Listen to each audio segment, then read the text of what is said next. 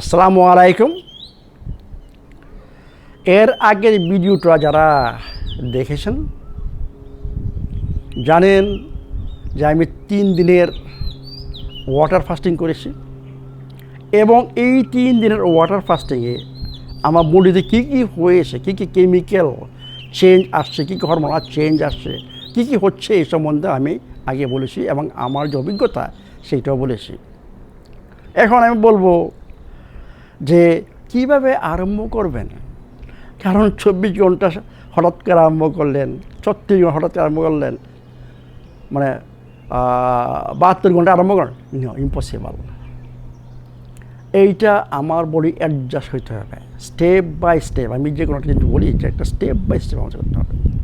তো সবচেয়ে easy way, কারণ আমরা রোজার কথা শুনলেই ফাস্টিং শুনলে ভয় পেয়ে যাই যে কীভাবে রোজা রাখবো এটি, কিন্তু actually this is very easy এবং ইউ উইল এনজয় এটি।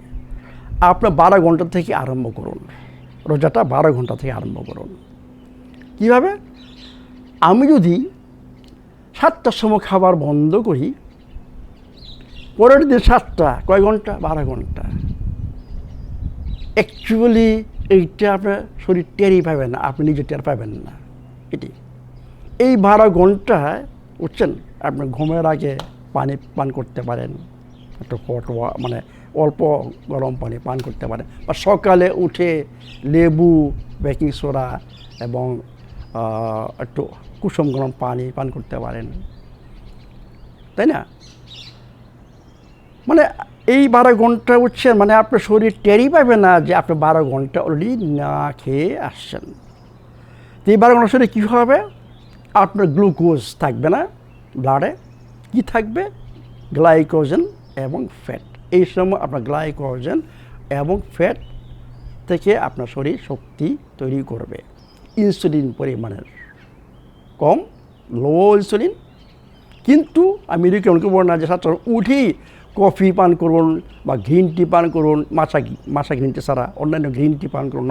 সেই জন্য এই সময় আমার ব্লাডে কর্টিজল হাই থাকে, আমি কর্টিজল স্পাইক করে দিব না। এই জন্য আপনারা কফি পান করবেন না। কফি পান করবেন 1.5 ঘন্টা ঘুম থেকে ওঠার মিনিমাম 1.5 ঘন্টা পর।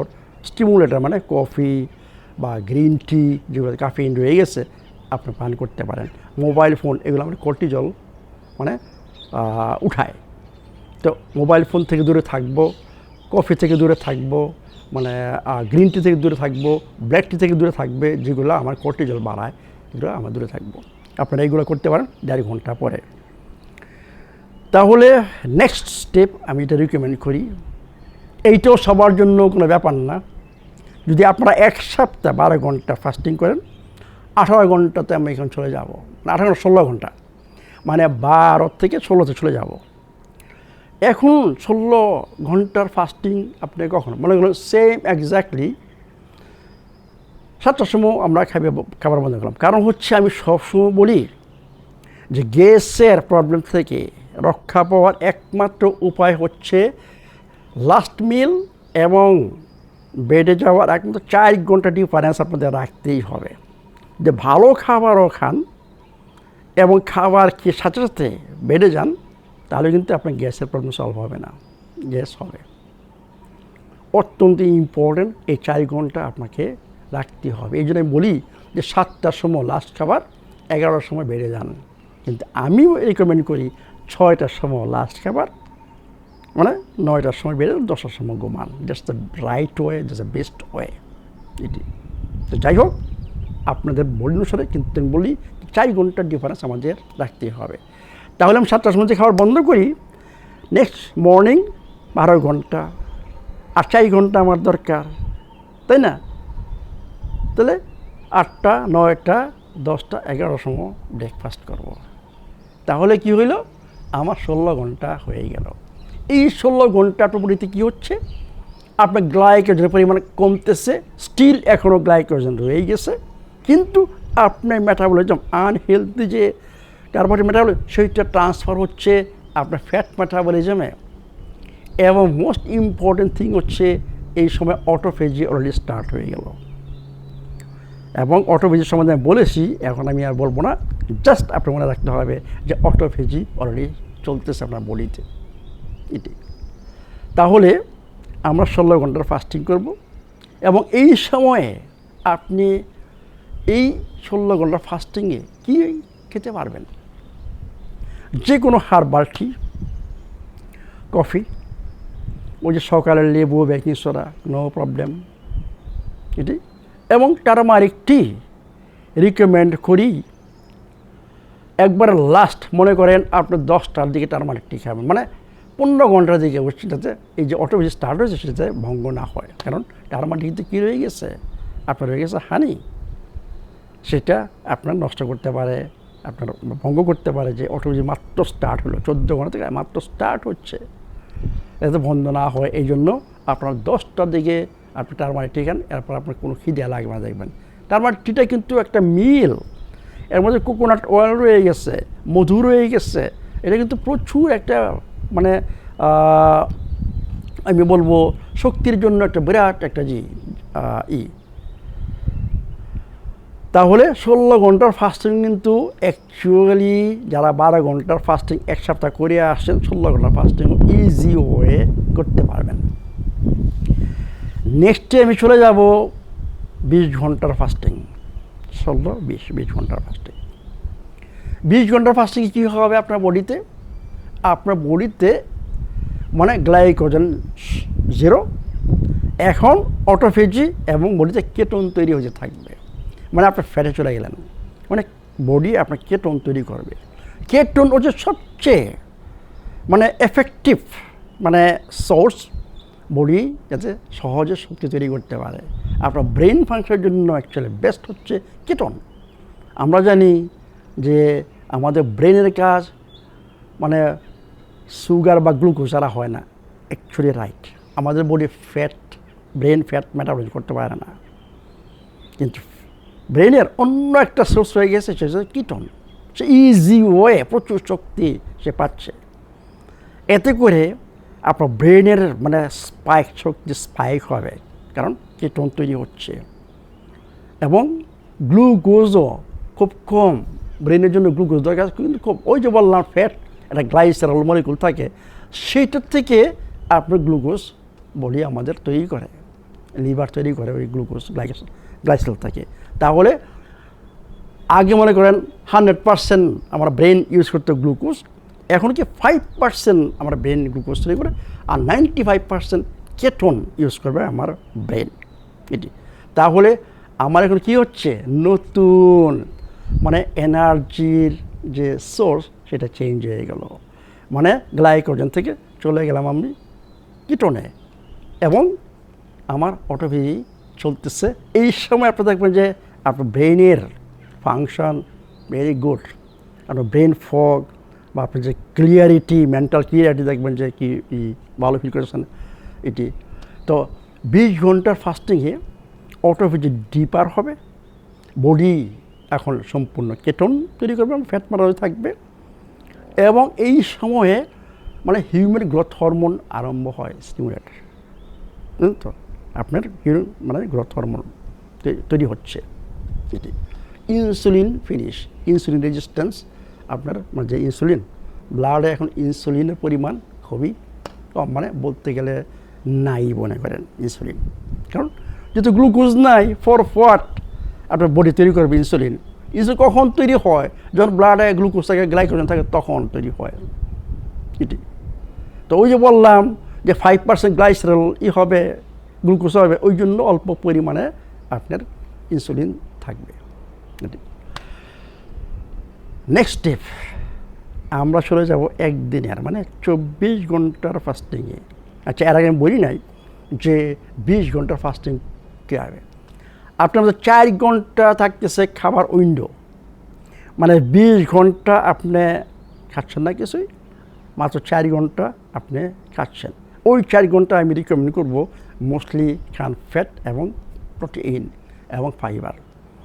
আমি বেশি রিকমেন্ড করবো যদি সিলিয়াম হাস্ক ওই সময় থাকে, আপনারা যদি শাকসবজি না খেয়েছেন, তাহলে আপনারা ওই সময়ে এই সিলিয়াম হাস্ক ইউজ করুন, কারণ বাওয়েল মুভমেন্ট আমাদের দরকার, এটাই। তাহলে আমি এখন 20 ঘন্টার ফাস্টিংয়ে অভ্যস্ত হয়ে গেলাম। মনে করুন আরও 1 সপ্তাহ, মানে 1 সপ্তাহ 12 ঘন্টা, 1 সপ্তাহ 16 ঘন্টা, 1 সপ্তাহ মানে আপনি ট্রাই করুন। অ্যাকচুয়ালি 1 সপ্তাহ 20 ঘন্টা দরকার নেই, আপনি মনে করেন 1 দিন বা 2 দিন 20 ঘন্টাই করুন, আর বাকিগুলা ওই 16 ঘন্টা চলতে থাকুন। এরপরে আমরা চলে যাব 24 ঘন্টার ফাস্টিংয়ে, মানে 1 দিনের ফাস্টিংয়ে।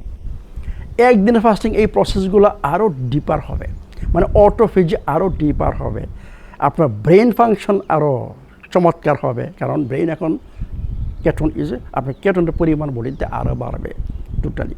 এবং এই সময়ে স্টেম সেল তৈরি হইতে আরম্ভ হবে আপনার বডিতে। আমি আগে বলছি স্টেম সেল কী জিনিস এটি। এর মানে 24 ঘন্টার ফাস্টিং যদি আপনারা যেতে পারেন, মানে 12, 16, 20, 24, গ্রেট, ইউ আর গ্রেট নাও। এতে করে আপনি ইনসুলিন রেজিস্ট্যান্স দূর করবেন শরীরের। ইনসুলিন রেজিস্ট্যান্স দূর করা মানে কি, আপনি ইনফ্লামেশন শরীরের দূর করা। এর মানে কি, ইউ আর হেলথি। বডি যদি ক্রনিক ইনফ্লামেশন না থাকে, ইউ আর হেলথি। আপনার সব কিছু সুন্দর মতো কাজ করবে। আপনার এনজাইম সিস্টেম, হরমোনাল সিস্টেম, নিউরোট্রান্সমিটারের যে ব্যালেন্স, সেগুলা সম্পূর্ণ ব্যাক হবে। এতে করে আপনি যদি সপ্তাহে 1 দিন করেও আপনি 24 ঘন্টা ফাস্টিং করতে পারেন, আপনি দেখবেন যে 2-3 মাস পরে, মানে ক্যান্সার থেকে আরম্ভ করে, কিডনি প্রবলেম থেকে আরম্ভ করে অনেক কিছু আপনার শরীর থেকে চলে গেছে। ব্লাড প্রেশার, হার্ট ডিজিজ, মানে আর কি সমস্ত ডিজেনারেটিভ ডিজিজ যেগুলো আছে, এগুলো আস্তে আস্তে আস্তে আস্তে চলে যাবে। এরপরে আমি রিকমেন্ড করবো, যে বলছিলাম এর আগে, যে 24 ঘন্টার ফাস্টিং সপ্তাহে 1 দিন করুন, আর 70 ঘন্টার ফাস্টিং সবসময় করতে থাকুন। এর মধ্যে যদি মনে করেন কারো বিরক্ত লাগে, 1 দিন, সপ্তাহে 1 দিন আপনার মনটা যা চায়, বুঝছেন, রোববার দিন মনে করেন যা চাই তাই করেন। তাহলে আমি কি মানে রিকমেন্ড করবো আপনাদেরকে, যে 5 দিন 70 ঘন্টার ফাস্টিং করুন, 1 দিন 24 ঘন্টার ফাস্টিং করুন, আর 1 দিন মনে করেন ফ্যামিলির সাথে কোথাও বসছেন, যা ইচ্ছা তাই খান। এত করে বডির কোনো ক্ষতি হবে না। Body will tackle, it should not think. But believe me, আমি 2 নাম্বার খাবার আমার বডি এখন চায় না, কারণ আমার বডি অনেক বছর যাবৎ অ্যাডজাস্ট হয়ে গেছে এটি। আমি রোববার দিন আমি ট্রাই করি, ওই সময় ফাস্টিং আমার 70 ঘন্টা অটোমেটিক, ফাস্টিং আমার অটোমেটিক হয়ে যায়। ওই দিন আমিও ওই দিনেও ট্রাই করি যে গুড ফ্যাট, গুড প্রোটিন এবং ভেজিটেবলস খাওয়ার জন্য। তাই মাঝে মাঝে মনে করেন কিছু একটা খাই, মনে করেন কী বলবো, কিছু ডিজার্টস, বুঝছেন, এটি করে বাংলাদেশে গেলে মিষ্টি খাই, বুঝছেন, এটি ইট ডাজন্ট ম্যাটার এটি। তাহলে মানে এই যদি আমরা পালন করতে পারি যে 5 দিন আমরা 70 ঘন্টার ফাস্টিং করব, 1 দিন 24 ঘন্টার ফাস্টিং করব, এইভাবে আমরা চলবো। এরপরে আমি রিকমেন্ড করি যে শরীরকে আরও রিজুনেট করার জন্য, স্টেম সেল আরও বাড়ানোর জন্য আমি আপনাকে রিকমেন্ড করব যে মাসে 1 দিন ট্রাই করেন 36 ঘন্টার ফাস্টিং করার জন্য। তখন এই যে অটোফেজি থেকে আরম্ভ করে, কেটন থেকে আরম্ভ করে এবং অন্যান্য যে স্টেম সেল, এগুলো আমার ইমিউন সিস্টেম স্ট্রং হওয়া থেকে আরম্ভ করে, ইনফ্লামেশন দূর, ইনসুলিন রেজিস্ট্যান্স দূর, বুঝছেন, এগুলো আরম্ভ করেও আপনি দেখবেন যে you are looking very good, এবং আপনার এনার্জি অনেক, আপনার কোয়ালিটি অফ স্লিপ ভালো হবে, ভালো ঘুমাবেন, মানে আপনার অ্যাংজাইটি সব চলে গেছে।